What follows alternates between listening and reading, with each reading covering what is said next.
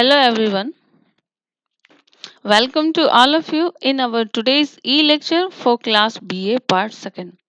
And in this lecture we are discussing the story Rose for Emily written by William Faulkner. As previous we have discussed this story, some general introduction of the story, general summary of the story, about the characters, about the plot and conflict of the story in our video first. And this is the second video regarding this story. And in this video, we will discuss the section wise summary of the story. And this is our section first. Means this story is divided into the five section. And in the video second at present, we are discussing the section first of the story. So, dear students, as you can see on your screen that our today's story, A Rose for Emily, and this is section first. As we have discussed previously, that this story is not in chronologically order, so it is difficult to understand. But here I am trying to summarize this story according to this section in a very simple manner, so that all of you can able to understand the story very well. So let's start the section first. And this denotes the funeral procession of Emily. This story begins with the funeral procession of Emily, and at last, in the fifth section, again the author takes us again in the on the occasion after funeral procession of Emily. So this is the starting and the starting of section first with the funeral procession of Emily. The story is divided into five sections, but all sections not in chronological orders. So, according to the incidents of Emily's life, means in five sections, we can see the incident of Emily's life, but they are not according to the chronological order. So, here is a need to understand the story according to its section. All to the incidents of Emily's life, related about the Emily's life, and all these five sections contains different incident of her life. So this is the first section of the story, A Rose for Emily, written by William Faulkner. In the first section of the story, Faulkner depicts the townspeople most lasting impression for Emily. And what is the most last impression? Her funeral procession. Here, Emily is described as an old woman like the crayon picture of her father, and thus the author transfers the male characteristic of her father into the Emily. So this was a picture. There was a picture of his father hanging on the wall in a golden frame, but it is not actually of the gold frame. It looks golden, but by the passing of time, is it became fade. The picture reflects the authority and violence of her father. So, in first section of the story, author describes the funeral procession of Emily, and thus the story began from the last, means from the death of Emily, and the juxtaposition suggests more complex issues. Male gathered here to give farewell to the Emily, but ladies were curious to see inside the house of Emily. Ladies are not interested in the funeral procession of Emily. They all were curious to see inside the house of Emily because her house was closed for 40 years.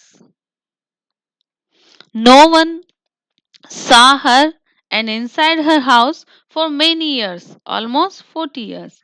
So next, Faulkner juxtaposes the incident of his father's death, which took place previous, and when her father died, she tried to keep his dead body safe, but she failed.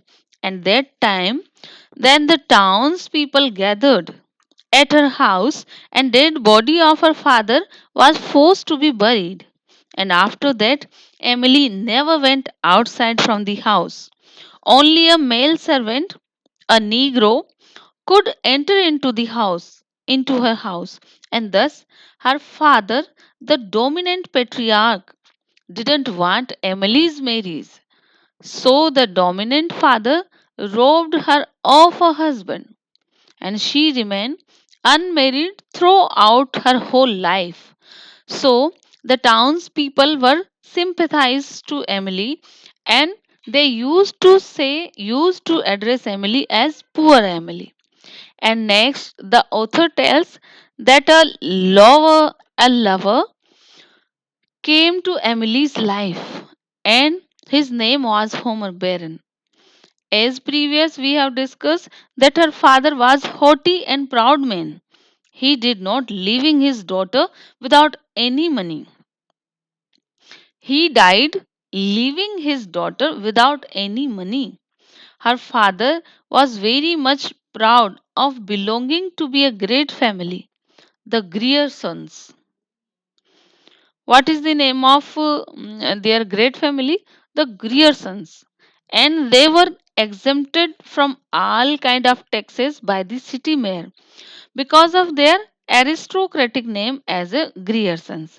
So due to this proud feeling, his father rejected all young men of the town as not too fit to marry his daughter.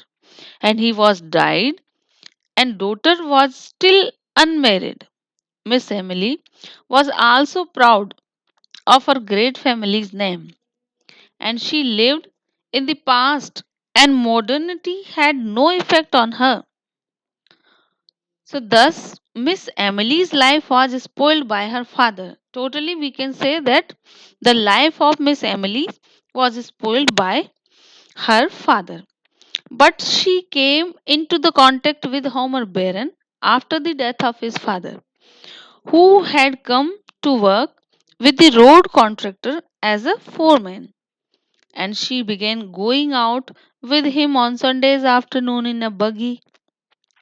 People thought she would marry him, and people criticized her that a Griersons would not marry a Norther and the daily wage earner. And one day, the people saw Homer Baron, a Yankee, entered into the Emily's house, and after that, they never saw Homer Baron again in the town.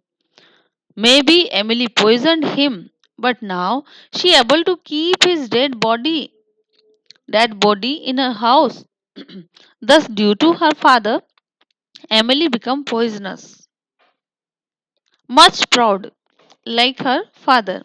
And now Emily finally does appear again, and she has vigorous irony gray hair like that of an active man until she dies at the age of 74. This same hair appears on the pillow next to the skeleton, the corpse of Hammer Baron. So this is the first section of the story, and I hope all of you able to understand the story, as the story then shifts into the past and tells the story of Emily's life. Section 1 reveals that Emily was raised by the controlling father who drove away all of her suitors, believing that none of them were good enough for his daughter, for namesake only. Okay. After her father died, Emily was left a destitute spinster as a show of respect of her aristocratic status as Colonel Sartoris, the mayor of Jefferson's at the time, remitted Emily's taxes, and he did so by fabricating a story about Emily's father having given a large amount of money to the town. And years later, when the younger generation of the politician began attempt to get Emily to pay her taxes, she refused, telling them to see Colonel Satoris. However, Colonel Satoris has been died for 10 years by that point. So this is the first section of our today's story. And just have a look on the second section. Now we are going to discuss the next instant of the story as described by the author in section second is the smell coming from Emily's house. Now guess what would happen in the next section? Due to this, the smelling coming from the Emily's house. So, this is our second section. And in second section of the story, the author depicts that the time of 2 years after her father's death, she went out very little. Townspeople hardly saw her at all. A few sign of life was the Negro male servant, a young man who going in and out with a market basket. And some kind of stinky smell started to come from the house of Miss Emily. So townspeople complained to the mayor, Judge Stevens, 80 years old. But finally, it was decided that the four men crossed Miss Emily's lawn and sprinkled lime there. And after a week or two, the smell went away. And that was the time when people had begun to feel really sorry for her. They told, as poor Emily. And here we can just argue that incident may be when she poisoned Homer Baron because of her ego, because of her self centeredness. And she was also like her father, and she thought marrying to a Yankee like a Homer Baron would have meant losing her family's name of Griersons, and which she did not want. She did not want to cling to a man now. Thus, she poisoned Homer Baron and kept his dead body with her at last, till to her death. And at that time, she succeeded to save the Homer Baron's dead body. So, townspeople broke into her house after her death and saw the skeleton of Homer Baron laying on the bed. And this is the second section of our today's story. And I hope all of you easily able to understand according to the section wise summary of this story. So, dear student, in our third and last video of this story, we will discuss the section third, fourth, and fifth. Till then, enjoy your studies and have a nice time.